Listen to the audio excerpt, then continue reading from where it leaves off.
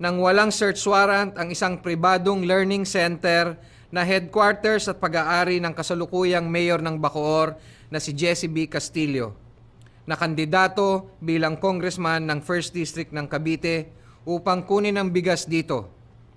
Ito ay hindi nagtagumpay. Ang dahilan daw ng pulis, meron daw report na ang bigas na nasa loob ng headquarters ay galing daw sa dalawang hijack na truck ng bigas na kasalukuyang nagbababa ng bigas sa learning center. Nagsimula yun, hindi kami pinalabas sa mga 11. Kung dumating yung truck, pinaloload nga namin yung bigas. Bigas lang naman yun, wala namang masama sa bigas. Wala nating illegal about the bigas.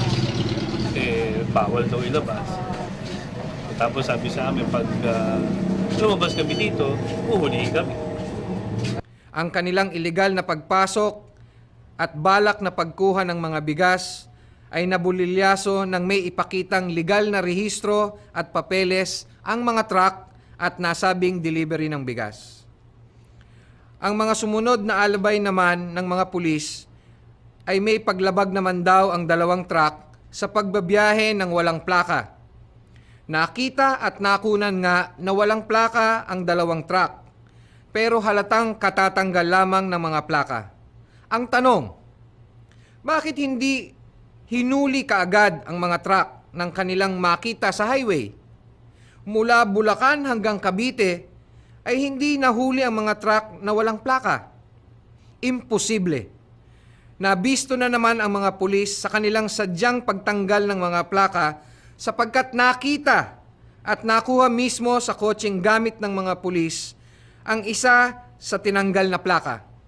Nakunan ng mga TV stations ang natagpo ang plaka ng truck habang kapanayam ng mga ito ang mayor ng Bacoor.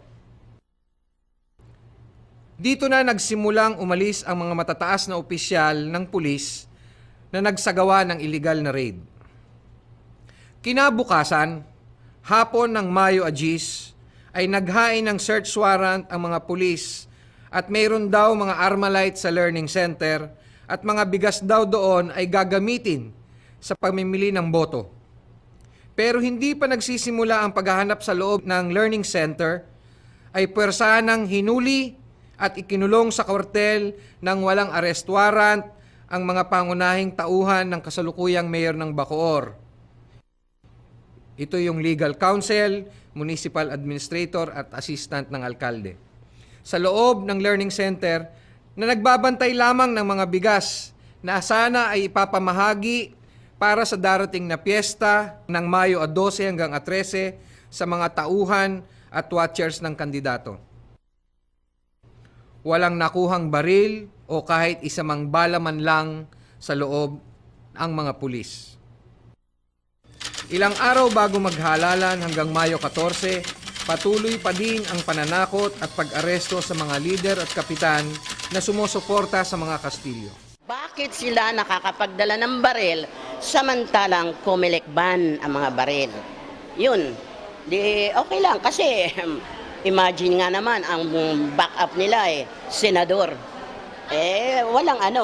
Wala talagang takot. Ikaw ba naman Yung nagpunta sila sa bahay ng madaling araw na may kasama siyang SOG na sinasabi nila na kukuhanin yung asawa ko.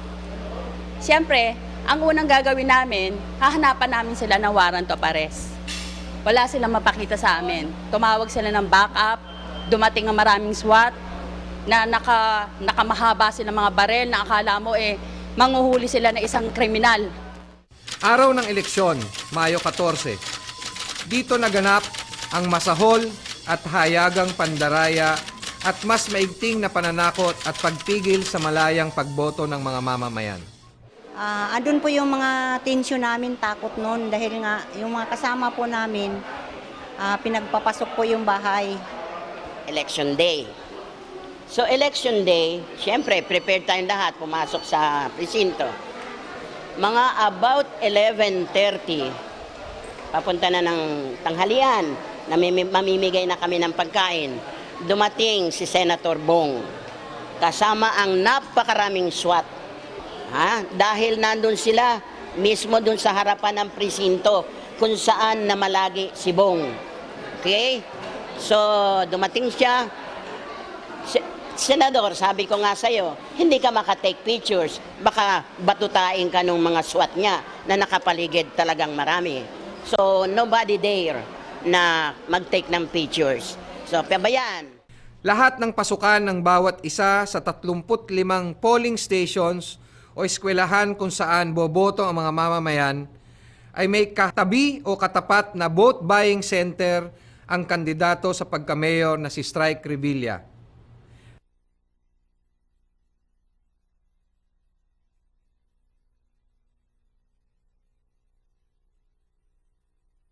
Makikita sa mga buying stations na to ang mga poster sa pintuan o daanan ng mga nasabing buying station. Ito rin ay may mga gwardya na armadong kalalakihan na kilalang pulis ang iba. Dito pumapasok ang mga botanteng may dalang ID o Certificate of Commitment kay Strike. At paglabas ng mga botante ay may dala ng sample ballot ni Strike.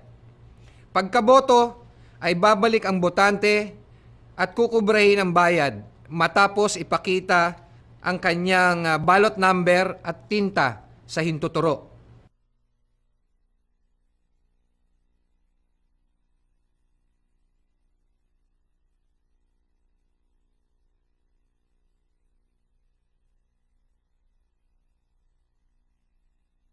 Ang karamihan ng mga poll watchers ni Mayor Castillo ay hindi na nakapag-duty dahil sa labas pa lamang o maging sa loob ng mga presinto ng botohan ay tinutukan at tinakot at binayaran para hindi bumoto at magbantay para sa mga Castillo. Namin doon, ito na. Nakita namin sa area na medyo maayos pa nung umaga. Pagdating ng alauna, ito na, dumating na si Strike Revilla. Bumoto sa panapaan sa mismong espiritu sa school na yon. Pagkatapos buto niya, lumabas, ang sabi niya, lumabas sa mismong sa may basketbulan. Sige Ika, pumila kayo rito, ako'y magbibigay ng pera. Siya mismo po ang lumabas doon at namimigay doon sa mga tao. Ang haba nga ng pilo hanggang gate. Siyempre alam din nila na bakit kung sila ang nagbayad sa mga tao, parang walang nanghuhuli. Bakit kung sila kasama ang SWAT, kasama ang PNP, walang sumisita? Castillo ang bumuto, tinatanong. Daming katanungan. Bakit ganito? Bakit kayo bubuto sa tao na to na maraming kaso? So ako hindi dapat nyo itatanong yan. Kailangan ipairal yun ninyo ang fair na labanan. Ang mga biyembro ng Board of Election Inspectors o BEI ay pinalitan sa mismong araw ng eleksyon. Kaya maraming naging problema at anomalya sa loob ng mga presinto. Ballot box po, re-receive po yan ng Treasurer's Office. Tapos po? Tapos yun, pwede na umuwi po mga BIs. Sir, sabi niyo po kanina, wala po kayong magandang venue dun sa Yung venue po kasi natin, sa SB naman talaga ho. So, pero mayroon tayo galing sa CIC natin na ang venue ay malilipat sa walk-in, pero wala pa pong resolution ng NBank para ho ilipat talaga yung venue natin. So hanggang tayo wala sistema? Sistema. Kasi po kung may sistema pa, so much is so forth, tapos na kami. Balita namin, wala pang venue. Ang canvassing. Wala pa, tingnan nga, sisim. May nakita po ba kayo? Hanggang kailan daw kayo Personal at pwersahang kinuha mismo ni Senator Bong Revilla kasama ang mga sangkatutak na SWAT ng PNP ang mga ballot boxes sa iba't ibang presinto. Dinala ito sa walk-in trade center imbes na sa munisipyo ng Bacoor. Bakit yung bilangan ng baluta dinala na doon sa walk-in ng rotunda? Bakit dinala niya doon? Dahil kaya niyang harasin dahil senador siya. Doon sa walk-in center, ginawa ang canvassing ng mga boto mula alas 8 ng umaga hanggang alas 9 ng gabi lamang. At walang ibang pwedeng pumasok sa loob. Pero ang mga tao ni Strike Revilla ay labas-masok sa canvassing area maski lampas na ang oras ng bilangan. Wala kayong magawa kundi tumayo doon sa may tabi. Maya-maya ninakaw na naman yung balota, yung ballot box.